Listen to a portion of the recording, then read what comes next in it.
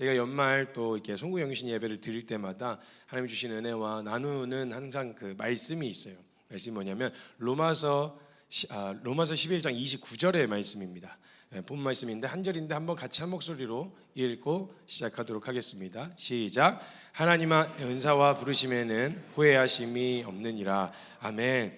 여러분, 사람들이 대부분 한 해를 이렇게 돌아보면요, 뭔가 이렇게 기대를 하고 또 뭔가 계획을 세워봤고 뭐 이런 해서 새로운 마음으로 한 해를 시작합니다. 근데 이제 마지막쯤에 서면요, 이게 뒤로 어떻게 돌아봤을 때 우리 안에 잘 되거나 그냥 평탄했던 일들이나 사건들은요, 그냥 당연히 그래야 된다는 생각이 있어서 그런지 특별히 임팩트 있게 우리 기억 속에 남아있질 않습니다. 그래서 그냥 잘 먹었고 잘 지냈고 잘 잤다 뭐 이런 것들은 기억에 별로 그렇게 오래 남지 않는데, 우리 뇌리 속에 임팩트 있게 이렇게 새겨지는 것들이 꼭 이렇게 부정적인 것들이 새겨져 있어요. 힘들었던, 고단했던, 어려웠던, 치열했던 이런 것들이 더 선명하게 남아 있어서 뭔가 우리가 와, 잘 살았다, 와, 한 해 아주 잘 보냈어, 후회함 없어, 이런 생각보다는 뭔가 좀 아쉬워요. 뭔가 좀 아쉽고 그때 좀 잘할 걸, 후회와 아쉬움이라는 정서가 항상 뭔가를 마무리할 때쯤에 나타나는 정서가, 그런 정서가 나타나요. 그래서 아이들도 가만 보면요, 정서들이 좀 왜곡된 정서들을 갖고 있는 얼라들이 있어가지고 얘들이 기분 안 좋을 때 보면 역사도 기분 안 좋게 해석이 돼 있어요. 예를 들면 그동안 잘 먹고 잘 자고 부모님의 케어를 잘 받아놓고 지 기분 나쁠 때는 엄마가 나한테 해준 게 뭐야 막 이래요. 아빠가 나한테 해준 게 뭐야 막 이런단 말이죠. 이게 진짜 어처구니 없는 거예요. 그동안 잘 처먹어 놓고 아빠가 사다 준 저게 해준 옷 뭐 벌어다 준 돈으로 잘 자고 잘 먹어 놓고 그건 당연한 거야.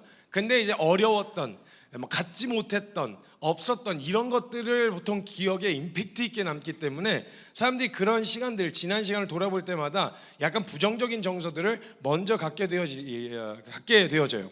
그래서 그 기억으로, 그 순간에 대한 기억으로 한 해를 평가하기가 쉽습니다.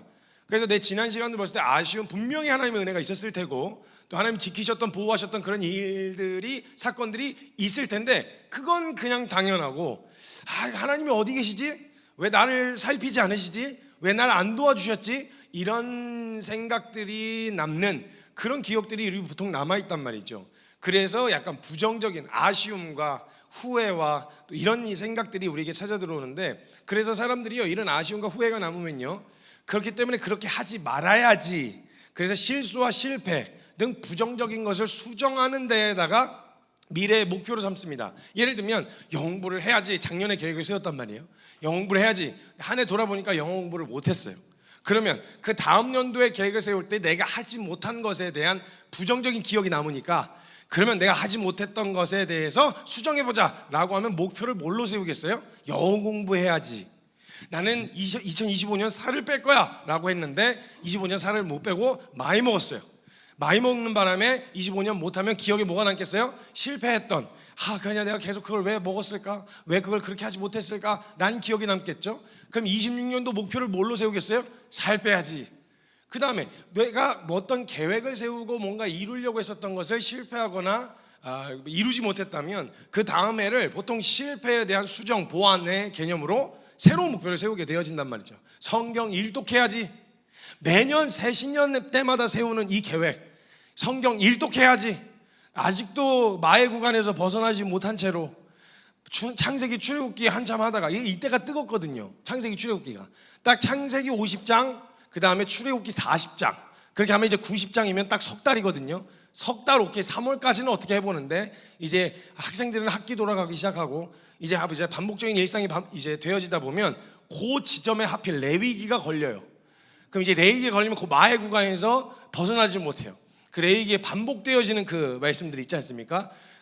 처음에 시작할 때마다 처음엔 좀 새로운 느낌이 들어요. 목을 따요. 갑자기 목을 딴 다음에 피를 빼요. 그 다음에 가죽을 벗겨요. 그 다음에 각을 떠요. 내장을 꺼내요. 물로 씻어요. 불로 태워요. 향기로운 냄새니라. 그래서 다음 장으로 넘어가요. 그래서 다른 얘기가 나오나 했더니 다시 목을 따요. 피를 빼요. 가죽을 벗겨요. 각을 떠요. 내장을 꺼내요. 물로 씻어요. 불로 태워요. 향기로운 냄새니라. 이게 계속 반복되니까 이제 몇 장 보다가 이게 뭔가, 난 누구고 여긴 어딘가, 난 왜 이 책을 읽고 있는가? 본질적인 질문부터 다시 찾아 들어오기 시작하는 거예요.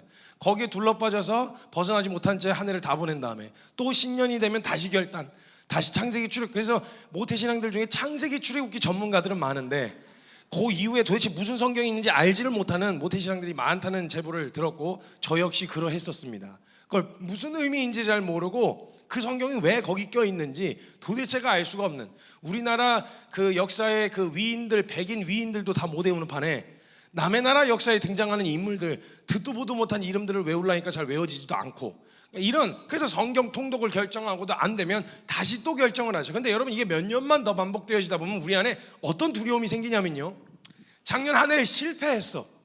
내가 지나왔었던 시간들에 내가 계획한 것을 하나도 이루지 못한 것 같고, 뭔가 건져낼 만한 25년도에 작년에 살아온 지난 시간 동안에 건져낼 만한 역사가 별로 없어.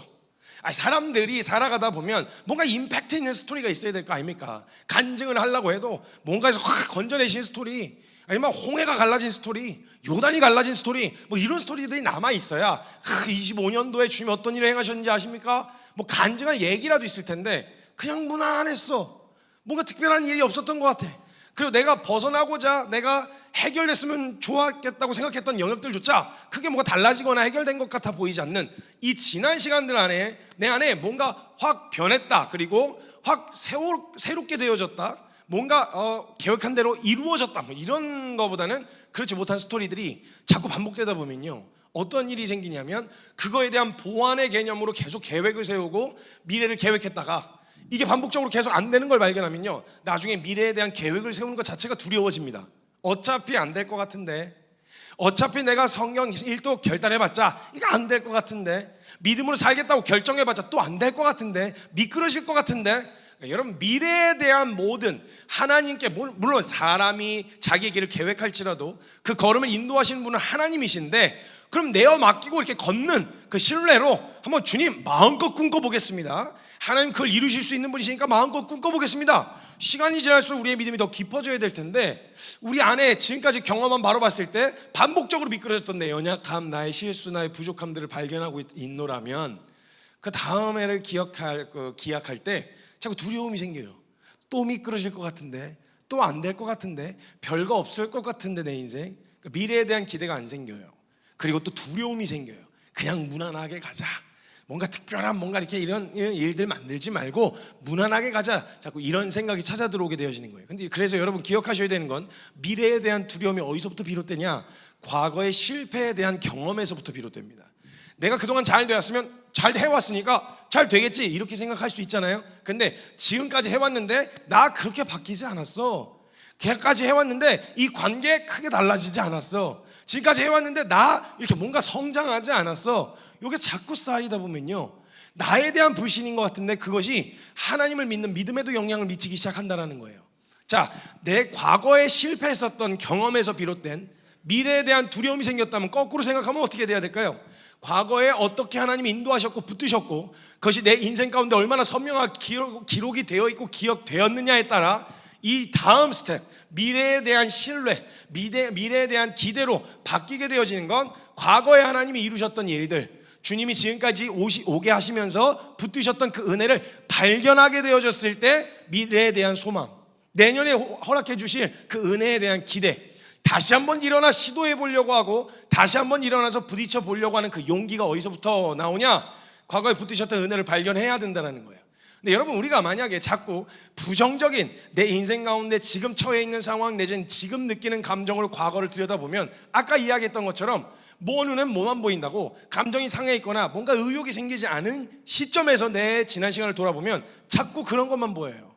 자꾸 그런 것만. 그래서 잘 지내왔고 잘 해왔는데도 지금 상태가 그러면 자기는 한 번도 행복한 적이 없었다, 자기는 한 번도 기뻤던 적이 없었다, 이런 얘기를 들을 때가 있어요, 왕왕. 그래서 가끔 이렇게 훈련을 받다가 여기서는 이건 도저히 못할 것 같아요, 나 이제 여기서 있고 싶지 않아요, 이런 마음을 품고 이제 벗어나려고 할 때 제일 많이 쓰는 말 중에, 전 여기 와서 한 번도 행복했던 적이 없었습니다, 이런 말을 할 때가 있어요. 그럼 조금 솔직히 들을 때 좀 어처구니가 없어요. 들어와서 제일 잘 먹고 제일 잘 자고 제일 많이 놀고 제일 많이 웃었던 놈들이 꼭 그래요. 그러니까 지금 상태로 내가 너무 속상하니까 지난 속상했던 것들만 기억에 남는 거예요. 근데 가만히 생각해보면 너 진짜 그냥 양심에 손을 얹고 생각해봐라. 너 만약에 너가 진짜 행복한 적이 없고 불행하기만 했다면 너 그렇게 먹을 수가 없어. 너가 진짜 여기 있는 게 너무 싫기만 하고 부담스러웠으면 먹는 거에도 영향을 미쳐서 입맛이 떨어진다든지 그래야 되는데 너 그렇다기엔 너무 많이 먹었어. 너무 잘 잤다고. 너무 잘 놀았어 너. 우리 기억 속에 자꾸 그런 것만 남는 거예요. 실패에 대한 기억이 쌓여서, 나에 대한 부정적인 인식이 쌓여서 하나님이 붙드셨던 것, 하나님이 인도하셨던 것, 주님이 주셨던 은혜들은 싹 잊어버리고 내가 그 기억에 남는 임팩트 있는 기억들은 전부 다 그런 부정적인 것들만 내 기억 속에 남아있는 거예요.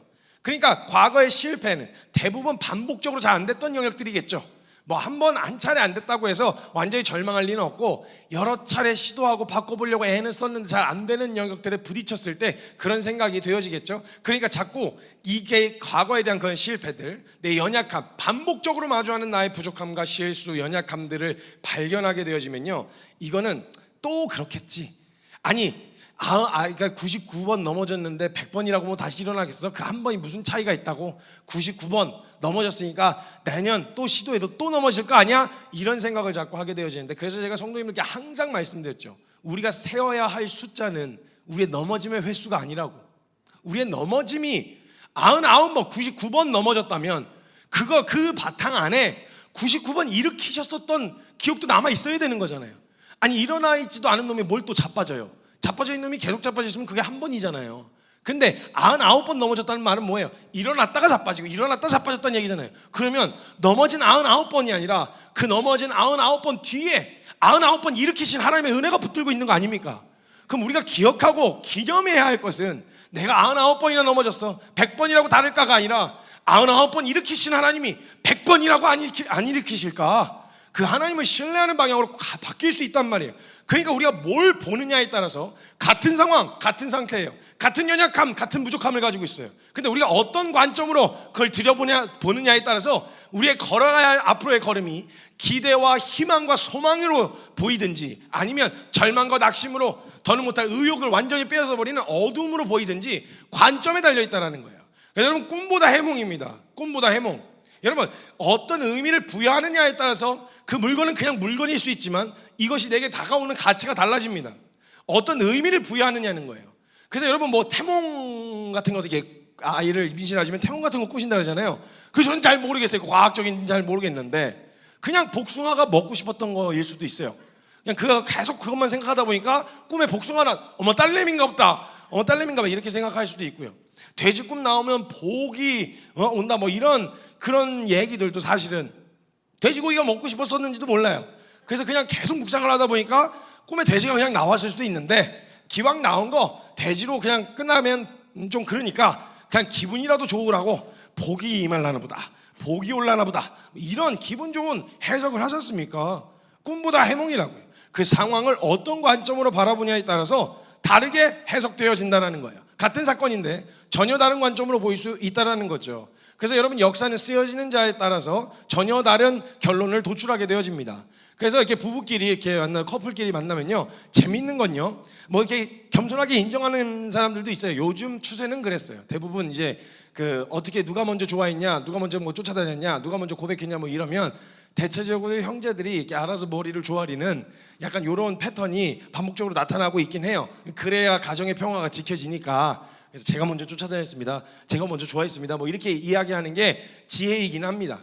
근데 사실은 역사에 쓰여진 사람의 관점에 따라서 입장이 전혀 달라질 수 있어요. 그래서 재밌는 건 시간이 조금 지나서 이제 그런 거에 연연하지 않으시는 분들은 누가 먼저 쫓아다녔는지에 대한 입장이 같은 사건이잖아요. 분명 둘이 만났을 텐데, 다른 사람을 만난 게 아니라 둘이 만난 건데 역사를 해석하는 관점이 전혀 달라져요. 그거에 따라서 스토리가 전혀 다르게 풀린다는 거예요. 이것처럼 우리 인생이라고 하는 스토리 안에서 펼쳐져 있는 수많은 사건들, 구성되어 있는 수많은 사건과 사고들, 그리고 만남들, 그리고 내 안에 일어났었던 모습들, 이것을 어떻게 보느냐, 어떤 관점으로 해석하느냐에 따라서 전혀 다른 결론이 되어질 수 있다는 거예요. 실패가 실패가 아닐 수 있고요, 성공이 성공이 아닐 수 있고요, 좋은 게 좋은 게 아닐 수 있고요, 나쁜 게 나쁜 게 아닐 수 있어요. 어떤 관점으로 보느냐예요. 우리가 만약에 이 관계 안에서 지내오면서 상처를 받았다, 막 어렵다, 막 힘들다라고 얘기했었던 그 관계에서도요, 사실 가만히 생각해 보면 그 받았던 상처로 기억을 저장시켜 놓는 바람에 그 시간을 통해서 주님이 참 주시고자 하셨던 은혜들이 있었는데 이걸 못 보고 그대로 그냥 그건 상처로만 기억이 되는 거죠. 사람들과의 부딪힘을 통해서 주님이 내 실상을 드러내시고 나를 깎아내셨고, 그래서 주님 아니면 안 되는 소망 없는 죄인의 실상을 발견하게 하셨다면요, 여러분 이런 관점으로 보면요, 그 사람 아니었으면 내 실상 어떻게 드러났겠어요? 여러분 진짜 내가 은혜가 필요한 존재라는 걸 드러내주는 사람은요, 옆에서 조용히 서포트해주고 조용히 독려해주고 격려하고 위로해주는 이런 사람이 아니라, 와 이놈 뭐지? 약간 이런 사람들 있잖아요. 야 이거 진짜 맞는 게 정말 하나도 없는 이놈 뭐지? 약간 이런 생각이 드는 그런 사람들이 실상 내 실상을 드러내고요, 내가 하나님 앞에 무엇이 다뤄져야 될지에 대하여 알게 해주는 정말 복된 은혜의 통로예요. 물론 주님이 잘못한 게 있으면 잘못은 주님이랑 정산하면 되는 거고, 나는 그것을 통해서 유익과 은혜를 누리면 되는데, 문제는 이렇게 은혜로 해석할 수 있는 이 관점을 가지지 못한 채로 만약 그 관계에 대한 어려움을 관계에 대한 어려움으로만 끝내면 상처, 그 이상 그 이하도 내게 남는 게 없다는 거예요. 그래서 주님은요, 항상 그 시간을 지나오는 모든 동안에 돌아보고 기억하고 기념하라고 하셨어요. 왜냐하면 너의 인생 가운데 이스라엘이 출애굽한 이후로부터 시작해서 가나안에 입성해서 살아가는 모든 삶의 여정 가운데 너는 의식할 때도 있고 하지 않을 때도 있겠지만, 너가 의식을 하든 하지 않든 너의 모든 인생의 시간, 매 시, 매 분, 매 초마다 난 한 번도 너에게서 손을 떼었던 적이 없어. 눈을 떼었던 적이 없어. 관심을 거두었던 적이 없어. 항상 너를 향해 있었어. 이게 하나님 아버지의 마음이었어요. 우리 인생 가운데 하나님 없었던 시간은 없어요. 우리가 의식하지 못한 순간은 있었어도 하나님에게 있어 우리에게서 손을 떼시거나 아니면 관심을 줄이시거나 아니면 뭔가 하지 않으시는, 역사하지 않으시는 순간은 없었어요. 하나님 나라의 역사에서는 하나님이 그걸 보장해 줬죠. 내가 세상 끝날까지 너희와 항상 함께 있으리라. 이걸 의식하고 그것을 발견하는 것이 사실 우리의 믿음의 실력입니다. 그래서 여러분 돌아보시고 이런 시간들을 통해서 뭐 이렇게 그래 어제하고 내일이 되는 요 오늘과 내일이 되는 요 하루 차이가 사실 인생에서 그렇게 뭐 특별하게 변하고 달라지는 건 아니더라도 숫자로 이렇게 기념할 만한 날짜들을 마련해 놓는 바람에 기념하면서 기억할 수 있게 하는 시간들이 우리에게 믿음으로 하나님이 어떻게 나를 인도하셨고 이끌어 오셨는지를 들여다볼 수 있는 되게 은혜의 기회가 되기도 한다라는 거예요.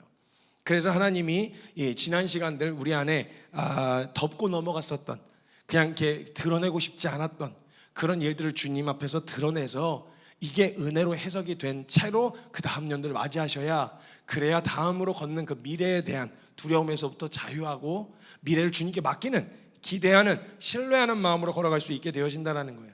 그래서 감추고 숨기실 이유가 없어요. 덮고 싶죠. 왜냐하면 부끄러웠던 시간이었고 실수였던 것 같고 덮고 싶은, 그냥 잊어버리고 싶은 그런 기억일 수도 있으니까요. 그런데 그냥 그렇게 남겨놓으면요, 그 기억들이 항상 주님을 향한 신뢰와 발걸음을 옮기는 모든 걸음에 자꾸 걸림돌이 됩니다. 그때는 어디 계셨는지, 그때 뭘 하고 계셨는지 이게 자꾸 두려워지고 자꾸 그게 생각나서 거기에 발목 잡히게 되어진다는 거예요. 그래서 여러분 지난 시간들 은혜로 매듭을 지으셔야 됩니다. 이전에 지나갔으니까 끝난 거지만 하고 그냥 덮고 넘어가시면 안 되고요, 들추어내셔서 해석이 안 되는 것 같아 보이는 모든 시간들을 들춰내셔서 거기서 주님이 그 역사의 마침표를 찍으셔야 됩니다. 그래서 내가 지난 시간에 받았던 일들, 내가 지난 경험했었던 일들 가운데 상처, 이러면 상처받았다 이렇게 내가 마침표를 찍어버리면 상처 그 이상 그 이하도 안 되는 거예요. 그러면 상처 같아 보였지만까지 여지를 좀 남겨놓으셔야 돼요. 그게 어려운 일처럼 보였지만 이렇게 여지를 남겨놓으셔야 돼요. 그리고 그 마지막 문장은 주님이 완성하셔야 돼요. 주님이 마침표를 찍으셔야 된다고요. 너가 느끼기에는 그게 어려운 것 같아 보였지만 내가 너를 향해 갖고 있었던 계획은, 그 일을 통해 너에게 주고 싶었던 은혜는 이거였다라고 이렇게 마침표를 주님이 찍으시도록 내어드려야 된다는 거예요. 그래서 항상 열어놓으셔야 돼요. 그리고 그걸 주님 앞에서는 감추셔서는 안 돼요. 왜냐하면 그게 그렇게 결론을 내려버리면 그것이 이꼬로 주님을 대하는 태도가 됩니다. 상처받았는데 그때 주님 뭐 하셨어요? 나 이렇게 어려웠는데 주님 왜 날 살피지 않으셨어요? 그래서 늘 말씀드리잖아요. 사람들이 계속 어렵고 그런 해석을 정확하게 은혜로 매듭을 짓지 않으면 계속 중간중간마다 주님 사랑 확인하고 주님 나 사랑하세요? 사랑하시면 나한테 어떻게 이렇게 하실 수 있어요? 이러다가 이제 정도가 지나치면 생사 확인한다고요. 사랑하세요?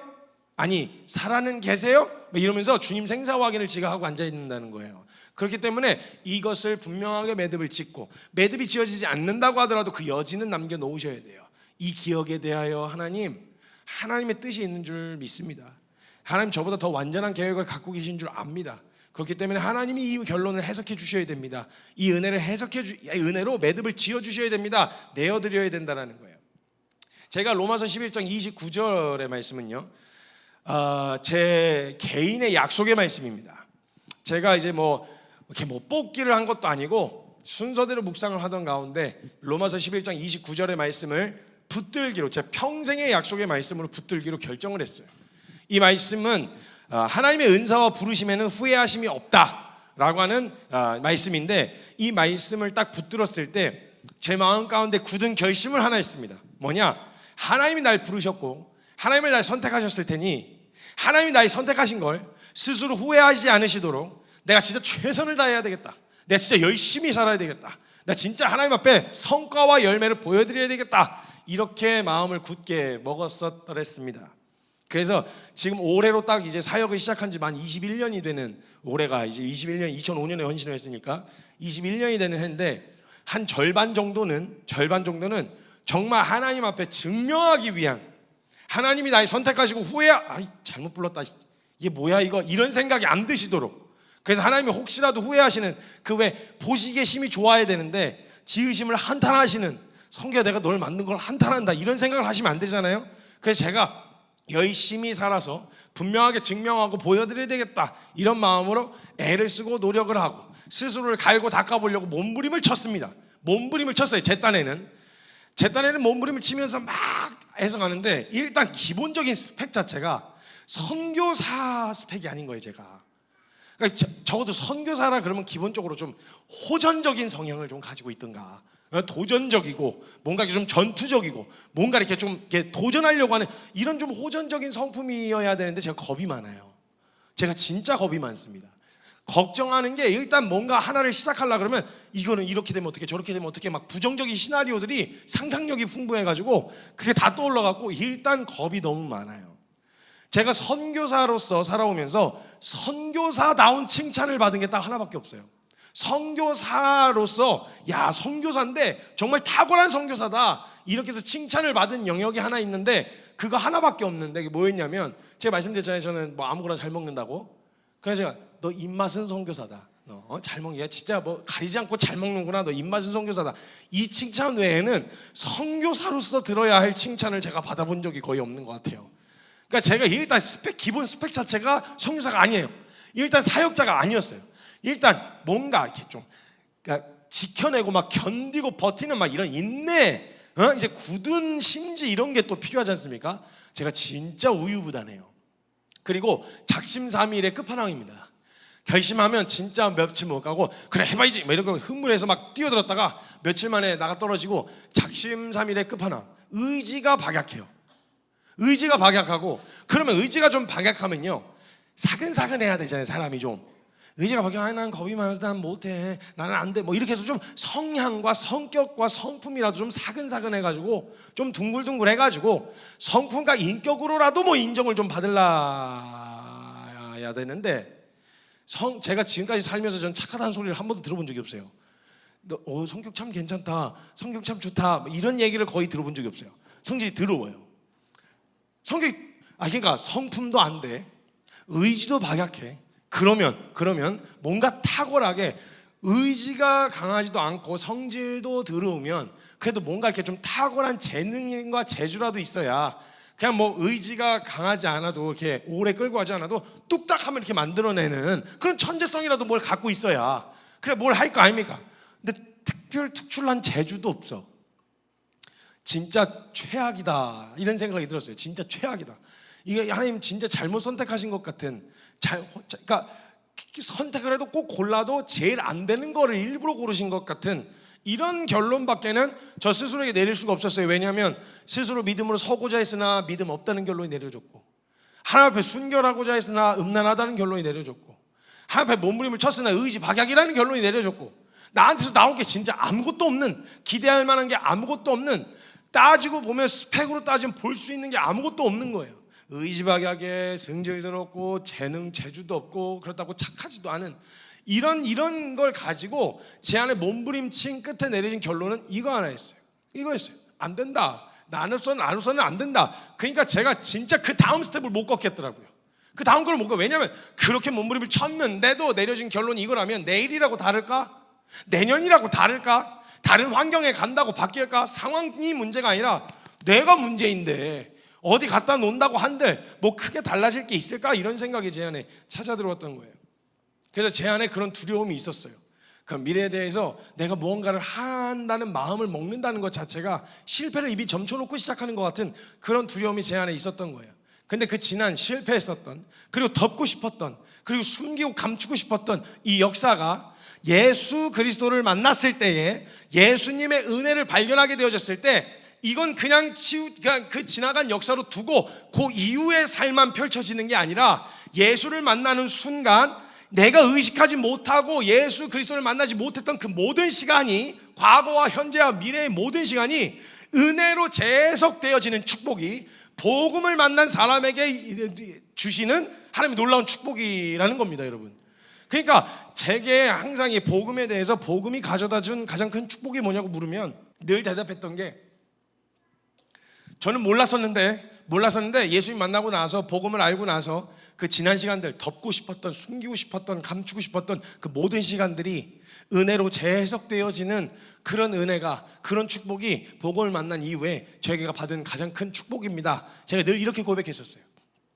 예수를 만나게 되어졌을 때 AD만 예수님의 삶이 저기가 아니라 구약도 예수 그리스도를 예표하는 역사였던 것처럼 우리 삶 가운데 예수가 임하게 되어졌을 때, 그 복음이 임하게 되어졌을 때 사실 예수님 없이는 그냥 단순한 해프닝, 단순한 어려움으로 그칠 수 있었던 그 역사들이 예수님을 예표하는 그 은혜를 알게 하시려고, 그 복을 누리게 하시려고, 그 주님을 발견하게 하시려고 허락하셨던 일들이었다는 것. 물론 아프고 그것만 떠올리면 가끔은 쓴 눈물이 나지만 그 시간이 예수를 만난 그 이후의 역사가 우리에게 있으니까 그 모든 시간이 예수를 예표하는, 내 인생 가운데 예수를 예표하는 역사였다라는 걸, 여러분 이걸 발견하게 되어지면요, 과거의 실패, 그다음에 하나님 없이 기록되어 있었던 수많은 상처, 어려움, 그런 고단함, 피곤함, 치열함, 요걸로만 남아 있었던 우리의 역사 가운데 하나씩 우리의 기억이 은혜로 재해석이 되기 시작합니다.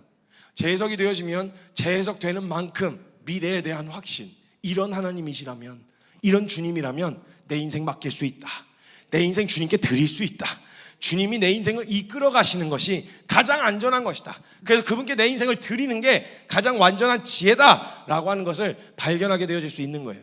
그래서 제 스스로 증명해서 하나님 앞에, 하나님이 나를 부르시고 나서 후회하지 않으시도록 내가 열심히 해야지 라고 해석이 되던 이 말씀이, 제가 그 은혜를 발견하고 나서 다르게 해석이 되기 시작했습니다.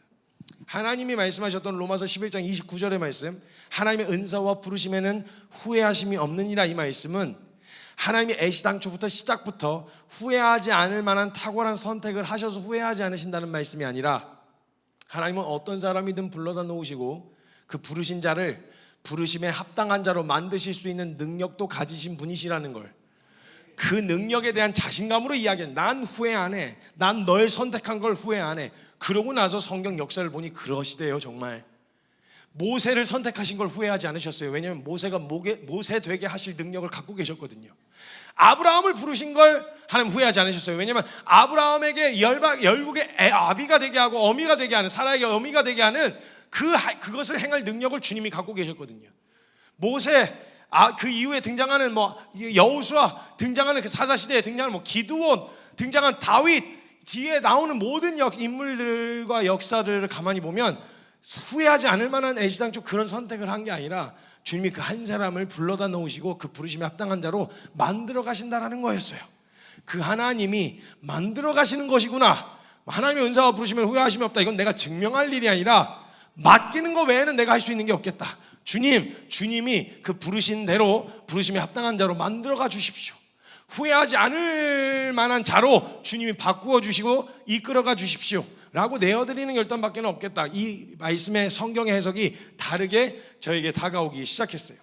그래서 이 길 정말 끝까지 갈 수 있는가, 앞으로 어떻게 해야 되는가 라고 하는 수많은 고민과 그 질문들 가운데서 이전에 주셨던 그 은혜들이, 이전에 주셨던 은혜들을 하나씩 하나씩 발견하게 되어질 때마다 앞으로 내딛는 걸음에 대한 확신, 이런 하나님이시라면 또 걸을 수 있습니다. 이런 하나님이시라면 또 맡길 수 있습니다. 이런 주님이시라면 저 그렇게 할 수 있습니다 라고 하는 그 믿음의 결단이 가능해진다는 것을 발견하게 되어졌어요. 단지 우리의 연약함으로만 기억되는 과거를 은혜로 재해석하면 놀라운 사실을 발견하게 되어지는 거예요. 과거에 대한 두려움으로 비롯된 미래에 대한 두려움이라면 과거가 은혜로 재해석되면 미래에도 은혜에 대한 기대로 결론 내릴 수 있다는 거였어요. 그래서 오늘 우리는 과거로 비롯되었었던 그 두려움, 신앙에 대해서도 마찬가지고 우리 인생에 대해서도 마찬가지고, 지난 시간 내가 기대한 만큼 성장하지 않아서 내 신앙이 내가 원하는 만큼 해결되거나 상황이 바뀌지는 않았어. 그러나 그 지난 시간들 그걸 그때 허락하셨더라면 큰일 날 뻔했다라든지, 그때 그 일을 통해서 나를 낮추셨구나 라든지, 이런 은혜들, 주님이 곳곳에 숨겨놓으신 그 은혜들을 발견하게 되어졌을 때 미래가 하나님 앞에 우리 앞에 놓여주신 내일, 펼쳐질 내일이 환하게 비추는, 하나님이 은혜로 환하게 비추시는 보장된 삶으로서 당당히 그리고 담대하게 걸어갈 수 있게 되어진다는 거예요. 여러분, 이걸로부터 자유하셔야 됩니다. 과거의 실패가 아닐 수 있습니다. 과거에 또 우리가 넘어졌던, 실수했던 그 모든 시간들, 그게 주님은 절대 넘어짐으로 실수로만 두지 않으십니다. 그래서 사도 바울은요 늘 그렇게 이야기하는 거예요. 사도 바울은 예수를 만나고 나서 그 이유만 이야기하지 않았습니다. 그 이전에 자기가 어떻게 살았는지 꼭 이야기했어요. 그 은혜를 이야기하면서 내가 진짜 예수를 핍박하던 사람이었다. 내가 교회를 박해하던 박해자였다.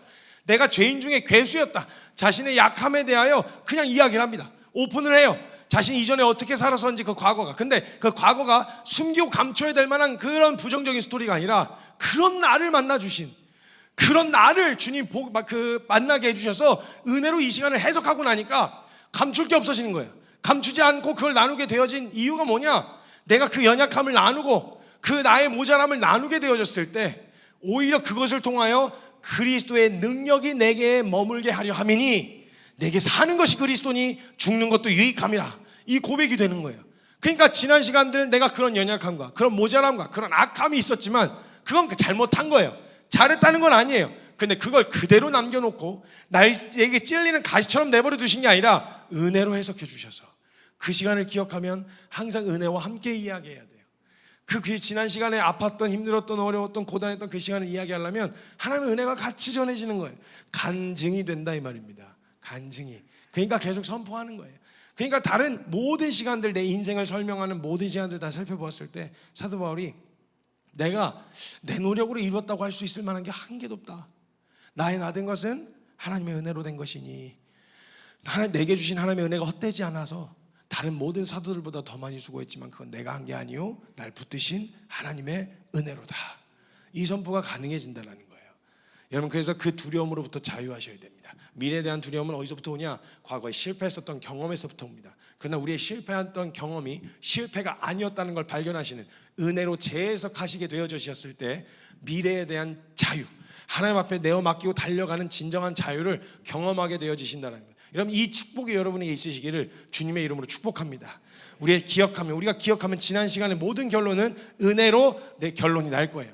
너무 바쁘게 살아오시느라, 또 치열하게 살아오시는 동안 주님이 인도하셨던 시간들 돌아볼 여력도 없이 그렇게 달려오셨을 텐데, 잠시 멈추어 서서 하나님이 우리의 삶을 어떻게 붙드셨고 어떻게 인도하셨고 지키셨고, 내가 의식하지 못한 순간이 있었지만 하나님은 날 계속 살피고 계셨다라는 거, 난 신실하지 못한 때가 있었지만 주님은 항상 내게 신실하셨다라는 거, 이거 발견하시고 한 해, 또 주님이 허락하신 그 새로운 한 해를 담대히 걸어가시는 우리 키퍼스 처치 성도님 되시기를 주님의 이름으로 축복합니다. 하나님께서 그 시간들을 기억하라고, 여러분 결혼 기념일이 있고 또 생일도 기념하고 여러 가지 기념일 같은 게 있지 않습니까? 기념하는 것은 뭘 하려고 하는 거냐? 기억하기 위함입니다. 우리가 어떻게 만났고 어떻게 걸어왔고 어떻게 해왔었는지를 기념하기 위한, 기념은 결국 기억하기 위함입니다. 그래서 하나님이 잊지 말라고 이스라엘 백성들에게 지키게 하신 절기들이 있어요. 그리고 지키게 하신 어떤 그런 형식들이 있어요. 이벤트들이 있는데요, 그런 이벤트들 보면 성찬식도 그렇습니다. 성찬을 기념하면서 고린도전서에서 이렇게 이야기를 합니다. 내가 너희에게 전한 고린도전서 11장 23절로 25절 말씀인데 제가 읽어드리겠습니다. 내가 너희에게 전한 것은 주께 받은 것이니 곧 주 예수께서 잡히시던 밤에 떡을 가지사 축사하시고 떼어 이르시되 이것은 너희를 위하는 내 몸이니 이것을 행하여 나를 기념하라 하시고 식후에 또한 그와 같이 잔을 가지시고 이르시되 이 잔은 내 피로 세운 새 언약이니 이것을 행하여 마실 때마다 나를 기념하라 하셨으니 기념하게 하신 것은 기억하라고 하신 거예요. 하나님은 어떤 은혜 주셨고 어떤 사랑 주셨는지 잊지 마. 그래서 그 시간을 기념할 때마다 돌이켜 기억할 때마다 은혜가 자꾸 생각나는, 은혜로 해석이 되어지는 그런 역사가 우리 삶 가운데 임해야 합니다. 그것이 복음이 가져다 주는 가장 큰 축복 중에 하나입니다. 그 중에 하나입니다. 어마어마한 복이 그 안에 담겨 있는데 그 중에 가장 큰 은혜가 내 살아 숨쉬었던 모든 내 기억 속에 남아있는 나의 모든 시간을 은혜로 재해석해 주시는, 하나님의 손길이 미치지 않은 영역이 없었던 인생으로 바꾸어 주신다 이 말이에요. 우리 그런 놀라운 은혜가 있었으면 좋겠습니다. 우리 성도님들께. 그래서 돌아보고 함께 기념했으면 좋겠는데, 제가 주님이 기념하라고 하신 몇 가지 일들과 구약 시대에 있는 절기들을 이렇게 묵상을 하다가 제가 2015년 11월 26일 11년 전이네요.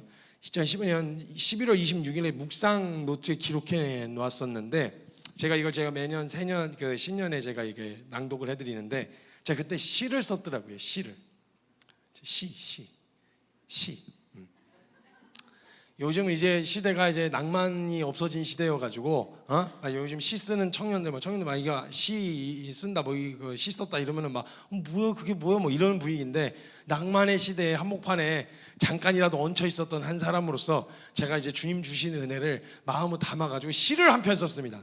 그 시를 낭독하고 이제 기도를 하려고 하는데, 기념하라고 주신 그 이유에 대해서, 기념에 대한 시입니다. 기념하는 것은 그때를 기억하기 위함이라. 그때를 기억하는 것은 지금에 감사할 수 있게 하기 위함이라. 지금에 감사할 수 있음은 그때와는 다르기 때문이라. 그때와 다름은 예수 그리스도의 은혜로 자유인이 되었기 때문이라. 예수 그리스도의 은혜로 자유인이 될 수 있었음은 그가 죽으셨기 때문이라. 그가 죽으심은 우리를 사랑하셨기 때문이라. 기념되어 기억되는 모든 것이 다 주의 은혜라. 이 고백을 담아놨더라고요. 여러분, 오늘 이 시간 오늘을 분기점으로 서서 지난 시간들을 돌아봅시다. 관점을 은혜를 발견하겠다는 결정으로, 은혜를 발견하겠다는 관점으로 우리 지난 시간들을 돌아봅시다. 돌아보면요, 하나님의 손길이 미치지 않은 영역이 없는, 하나님의 손이 닿지 않은 영역이 없는, 와, 내가 놓치고 있었구나, 내가 보지 못했었구나, 내가 듣지 못했었구나, 그런데 주님이 말씀하고 계셨구나를 발견하게 되어지는 그런 은혜가 있을 거예요. 제가 10년치 묵상을 정리하다가 그걸 글로 정리하고 책으로 정리하려고 이제 글을 정리하고 있었는데, 제가 그네께 한 장씩 넘기는데, 와, 이때 이미 말씀하셨었구나, 내가 뭐에 그렇게 꽂혀가지고 내가 이걸 놓치고 있었구나, 이걸 듣지 못하고 있었구나 돌아보는데요, 하나님 정말 말씀하고 계셨더라고요. 왜 말씀하지 않으세요? 이 말은 내가 듣고 싶은 말을 안 해준다는 얘기지, 하나님 우리에게 끊임없이 말씀하고 계셨다는 것을 발견하게 되어졌어요. 그래서 여러분, 하나님의 음성이 들리지 않아요, 하나님 말씀하시지 않아요 라는 말을 조심하셔야 됩니다. 여러분, 진짜 말씀이 들리지 않는 건 정말 무서운 일입니다. 하나님의 말씀이 임하지 않는다는 건, 여러분, 사울이 하나님께 버림받았던 증거, 첫 번째 증거가 하나님의 말씀이 임하지 않았어요. 여러분, 진짜 무서운 일인 거예요. 그럼 차라리 하나님, 제가 하나님 말씀하시는데도 듣지 못하고 있는 것 같으니까 하나님 제 귀를 열어주세요, 엎어지고 기도해야 될 일이지, 안 들리는데요, 내가 안 들리는데 어떡합니까, 내가 들리는 목소리로 얘기해 주세요, 이렇게 우길 일이 아니라는 거예요. 하나님 엎어져서 하나님 보게 해주세요. 하나님, 이거 그냥 내 해석으로 매듭 짓고 가고 싶지 않습니다. 은혜로 매듭을 지어 주십시오. 그래야 제가 다음을 걸을 수 있습니다. 보게 하여 주십시오. 그렇게 구하였을 때 하나님이 은혜로 지난 모든 시간들을 보게 하실 줄 믿습니다. 여러분, 그런 놀라운 은혜가 여러분 삶 가운데 이미 주신 은혜, 새로운 은혜를 구하는 것 이전에 이미 주신 은혜를 발견하게 되어지는 그 축복이 우리 2025년을 돌아보며 있었으면 좋겠고, 그것을 통하여 2026년도에 내가 달라는 은혜 말고, 하나님 이거면 와, 내가 상상도 못한 은혜로 이끌어 오셨군요. 26년도 제가 뭐 딱히 구할 것도 없이 이미 준비하신 그 은혜들 제 인생 가운데 펼쳐 보여주십시오. 제가 인생 가운데 가르쳐 주시고 누리게 하여 주십시오. 이 고백이 가능해질 수 있다는 겁니다. 우리 그 고백으로 함께 나아갈 수 있었으면 좋겠습니다. 우리 제가 같이 좀 기도합시다. 여러분, 우리가 실패했고 넘어졌고 실수한 그 시간들은요, 분명 우리의 연약함 때문이 맞습니다. 그걸 뭐 잘했다고 어떻게 해석할 수는 없어요. 좋게 해석할 수가 없어요. 넘어졌고 실수했고 실패했던 그 시간들, 나의 연약함, 이거 괜찮다라고 그냥 넘어갈 수는 없어요. 잘못된 게 맞아요. 그리고 수정되어야 되는 것도 맞고요. 이걸 좋게 해석할 수가 없습니다. 그것물로만 보면, 그리스도가 계시지 않는다면 말이죠. 내 인생에 대한 결론과 끝이 그게 맞습니다. 나의 부족함, 나의 연약함, 그리스도가 계시지 않는다면 우리가 생각해 왔었던 그런 부정적인 결론들이 내 인생의 답이 맞습니다. 그게 답니다. 근데 그리스도께서 임하시면, 그리스도께서 보내서 성령이 우리에게 임하시면 우리의 지난 모든 시간들을 다시 해석해 주실 거예요. 말씀하시고 인도하셨던 그 걸음들을 다 깨닫게 하시고 발견하게 하시는 그 이 놀라운 역사들이 저와 여러분 삶 가운데 펼쳐질 수 있었다는 거예요. 그래서 이제는 그 순간을 돌아보면 아팠던 힘들었던 고단했던 시간으로만이 아니라, 야, 그 순간이 없었더라면, 그 사람이 아니었더라면, 그 상황이 아니었더라면 그리스도의 은혜를 어떻게 발견할 수 있었을까? 하나님 앞에 내가 어떻게 엎어질 수 있었을까로 해석이 되어지는, 여러분, 이런 놀라운 은혜가 있게 되어진다는 거예요. 우리는 신실하지 못했어요. 후회스러운 모습만이 우리를 괴롭히고 있어요. 그런데 그 신실하지 못했음에도 그렇기 때문에 오히려 신실하게 이끄셨던 주님의 은혜가 더 선명하게 드러날 수 있지 않겠냐는 거예요. 하나님이 신실하셨다는 걸 발견하고 깨달을 수 있게 되어진다는 거죠. 그래서 더욱 믿을 만한 분이시라는 걸 경험하여 알게 되어지는 겁니다. 한 해가 늘 돌아보면 좀 더 잘할 걸, 이렇게 해볼 걸, 후회스러운 순간들이 자꾸 떠오르기는 하지만 신실하게 이끄셨던 하나님의 은혜로 한 해가 지나갔다면 나의 신실함이 아닌 하나님의 신실하심을 더욱 기대하며 그분께 더욱 의탁하는 믿음이 우리에게 필요한 겁니다. 우리 같이 잠깐 기도하며 나아갈 때, 여러분, 지난 시간들을 돌아보시면서 한 해 25년도를 잠깐 돌아보시면서 하나님이 해석하게 해주신 은혜로 매듭지어 주실 수 있는 그런 은혜들을 여러분들이 생각하고 그 결론을 좀 내리셨으면 좋겠어요. 다른 기도를 뱉어서 기도하시는 것보다 잠잠히 좀 생각하시면서, 그래, 그 사람만 아니었더라면 이라는 생각이 드는 어떤 사람이 있다면, 그래, 그 사람이 아니었더라면 내가 이 은혜를, 하나님 나를 이렇게 다루실 수 있었을까? 하나님 앞에 겸손하게 엎어질 수 있었을까? 은혜로 해석하시는 그런 시간을 좀 가졌으면 좋겠어요. 짧게 여러분들 지난 한 해를 돌아보며 기억하여 기념해야 될 것들, 은혜로 다시 해석하셔야 될 것들, 그리고 그게 발견되셨다면 얼른 감사하세요. 하나님 감사합니다.